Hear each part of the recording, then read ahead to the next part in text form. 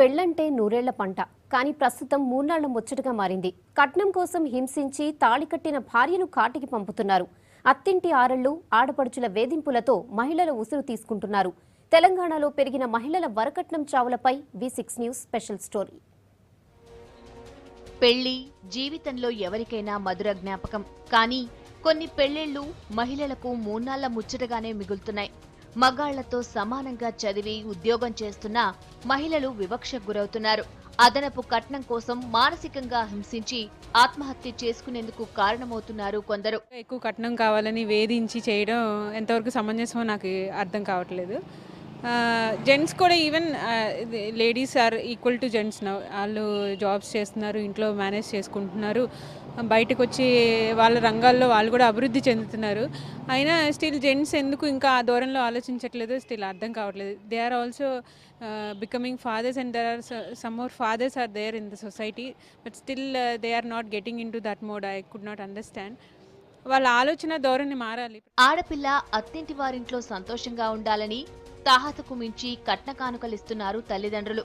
అయినా కట్నం దాహం తీరని కొందరు మగాళ్లు అదనపు కట్నం కోసం రాక్షసులుగా మారుతున్నారు. చిత్రహింసలకు గురి చేస్తున్నారు. కోరిన కట్నం ఇవ్వలేక తల్లిదండ్రులకు చెప్పుకోలేక మహిళలు ఆత్మహత్యలు చేసుకుంటున్నారు. తెలంగాణలో వారానికి 5 మహిళలు కట్నం వేధింపులతో ఆత్మహత్య చేసుకుంటున్నారు. వారిలో ఉన్నత చదువులు చదివిన వాళ్లు కూడా ఉండటం బాధాకరం. వరకట్నాన్ని నిషేధిస్తూ 1983లో కేంద్ర ప్రభుత్వం చట్టం తెచ్చింది. కట్నం కోసం వేధించిన వారిపై IPC 498A ప్రకారం 3 ఏళ్ల వరకు జైలు శిక్షలు విధిస్తున్నాయి కోర్టులు.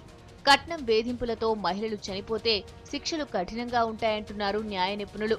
అత్తింటి ఆరళ్లకు గురయ్యే మహిళల తరపున పోరాటం చేస్తామంటున్నారు మహిళా సంఘాల నేతలు. చట్టాలు కూడా అమలు కావడం లేదు. ఎక్కడా కూడా వరకట్న నిషేధ చట్టం అసలే అమలు కావడం లేదు. తర్వాత వరకట్న వేధింపులు హత్యల మీద వచ్చిన 498A చట్టం కూడా నిరుపయోగంగా ఉంటుంది. ముఖ్యంగా ఎవరైతే బాధితులు కారో వాళ్ళ చేత మిస్గైడ్ చేయించి న్యాయవాదులు పోలీసులు వాళ్ళ చేత 498A పెట్టిస్తున్నారు. దానివల్ల ఈ మధ్య సుప్రీంకోర్టు ఇచ్చిన గైడ్లైన్స్ ప్రకారం అరెస్టులు కూడా చేయడానికి వీలు లేకుండా పోయింది.